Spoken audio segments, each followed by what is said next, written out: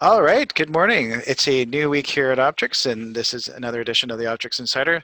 My name is Scott Young, and with me, of course, is Sean Sturby, your Technical Services Manager. So good morning, Sean. Good morning, So Scott. we usually talk about three things, but today we're going to talk about two, but we're going to really break the first one out. And the first one is virtual events. You have no doubt noticed that a lot of what were in-person events have now gone virtual. Mhm. And Sean's participated in a few. So we're going to talk about DEF CON, Black Hat, and some others in some detail because there's some good things learned from there, as well as defacing Reddit, or also known as the homepage of the internet. So, all right, so let's talk about virtual events. So you've attended a few. What have you Yes. learned? This isn't so much about what I learned, but because there's just too much. For example, Black Hat USA 2020 was uh, 6 days online, August 1st to August 6th. And because it was virtual and online, it was no charge. You could sign up for it, no charge, and then attend it. So there was quite a few live events like the various opening and closing ceremonies, etc. But the real interesting thing, and I really hope that they go forward with this on other projects and programs in additional years, is that because it was an online event, the content, all of the content, is now available on demand for 30 days. So typically, if you were physically attending, you would go and you would follow one track and you would take in these events, but you'd miss out on a whole bunch of other parallel tracks because they were happening at the same time. Well, since it's now on demand, you can effectively go in and take in all the tracks that interest you. You don't have to pick and choose, which is something that's always bothered me about these events where you go, oh, I'd really like to go to this and this, but there's a conflict. Mhm. They're both on at the same time. And so, yeah, uh, I don't know if you can still sign up, but the fifth and sixth content is still available on demand for 30 days. So it's interesting because attending conferences virtually is nothing new. Because I know that there's a bunch of conferences I've attended, and you could either attend in person or attend virtually. Then there was a cost to either of them. And then, of course, if you wanted the recordings to the event, then that would have additional costs. So it's interesting that that kind of blew up the model of those who are making money off of conferences if it's free. So there's cost to produce these, no doubt. So I'm guessing these were heavily sponsored events. Yes, yes. Well, I guess you have to cover your costs and make some money somewhere. So what are some other things that you've learned from these virtual events? Well, DEF CON 2020, they called it the Safe Mode Conference, and they are still releasing their videos, but it is all available now on a YouTube channel. Previously, if you attended or couldn't attend a lot of the DEF CON talks, especially things like lockpicking and all of that, very interesting, you could see them after the fact, but it was typically, a few weeks to a month later, and you would lose out on some of the chatter and things. But since it was safe mode, pretty much all of the talks are now available on the YouTube DEF CON channel so that you can, and they've broken them out into the various different tracks. So if you're interested in biohacking, there's one list of biohacking videos. And if you're interested in security, there's a different set of videos that you can watch. And the nice thing about doing it is that if you're there real time, things happen in real time. If you've got something that you're very familiar with and the speaker is being deliberate and slow, it can get maybe a little boring and you end up having your mind wander. But since it's on YouTube, you can go into the settings and you can say, you know what, this is something I'm really interested in. I'm going to play it in real time, or this is something that I know a fair bit. I'm just looking for some additional hints and tips, and you can play it 25 or 50% faster. So you can end up getting through it a lot easier. Mm-hmm.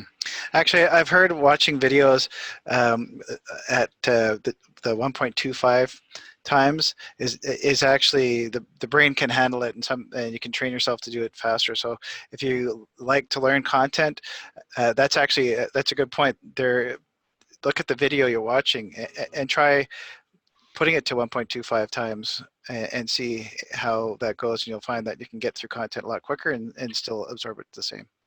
Yep. So ChannelCon is another event that's available, and they've again got 3 days of, now this is more about the reseller channel, but they've got 3 days of demos and information available on their YouTube channel as well. So if you want to get a technical deep dive on a particular product from one of the vendors that was presenting, all of it's there available on demand. Now, we're not just interested in computer related stuff as humans.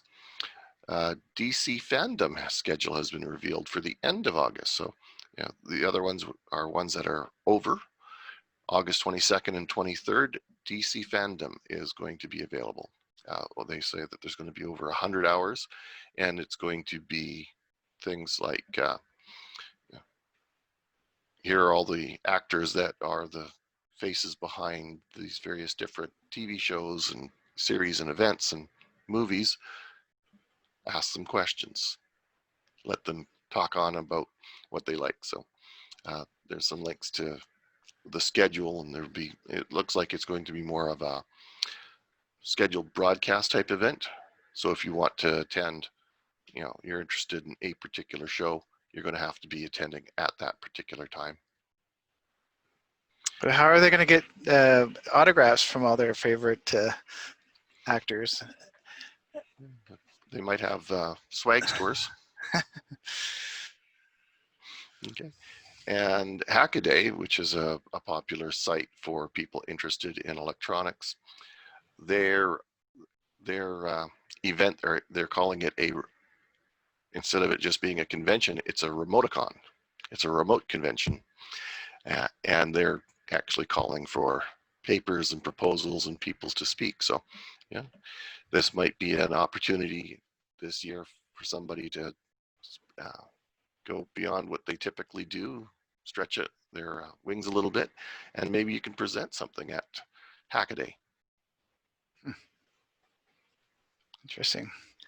For some reason, I had a vision in my head of I know that you can do obviously Zoom meetings and GoToMeetings and all those virtual meetings, but weren't there even for some live ones, if you couldn't show up in person, maybe it was CES, I don't remember, but they had those mobile things with the face and the camera. Telepresence units, yes. Yes, maybe they'll get, because at some point the interaction part is perhaps is lacking. I know I've been on a bunch of virtual networking events where they've had the main event, and then they've been able, through Zoom, I think you can do breakouts, and so they'll do smaller breakouts with 5 people, which actually worked out pretty well. So tough to manage when you have 50,000 people attending a virtual conference, I guess. Yeah, this has become the new normal, where events online, it's going to take some time to figure out what is successful and what isn't, now that the venue has changed so much. But some of these virtual events that we've attended, or that I've attended, have definitely done a good job making it interactive. Have Good. a combination of pre-recorded and live. So it sounds like the event industry has pivoted quite quickly. So that's, especially considering, well, we're now into August, and all this stuff happened in March, really. Okay, anything else you want to talk about for virtual events? No, that's everything. Okay. On that side of things. Now, defacing Reddit, what happened there? Yeah, so it was about a week or so ago. Reddit basically is, they call it the front page of the internet. You can go to it and there'll be trending topics, or you can drill down to a particular channel, and it's people who are all interested in cat pictures or dog pictures or whatever you want. There's some network security and network administration subreddits, they're called, where these are people that all want to talk about one particular topic, and it's almost real time. Well, hackers have decided that since there's so many eyeballs there, this would be a really great place to put political messages. And so they were defacing all of these channels and homepages.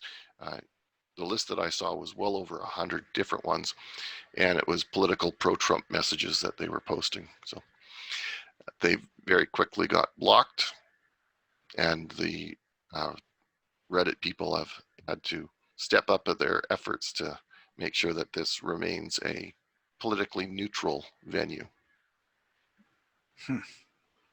Interesting. Yeah, what will they think of next, I guess. All right, so we've talked about virtual events and how that's changing the nature of the event conference industry. So it sounds like you've had some positive experiences there, as well as we just heard about some pro-Trump hackers defacing Reddit to spread the message, this being an election year. So interesting things. Anything else, any closing remarks you wanted to cover there, Sean, or do you think we've got it covered? I am really excited about these virtual events and having the information available beyond just the 2 days of the event. Right. Yeah, no, it's a changing world out there, but seems like there's some good things going on. Good enough. All right. Well, thank you, Sean. As always, if you've enjoyed this little talk, we'd appreciate it if you like, share, and subscribe. And of course, if you have a comment, please do share that. Anything you want Sean to cover in the future, we would appreciate it if you left that in the comment sections below. All right, that's it for today. Thank you very much again for your time, Sean. Thank you for joining us today, and we will chat again. Have a great week. Bye-bye. Bye-bye.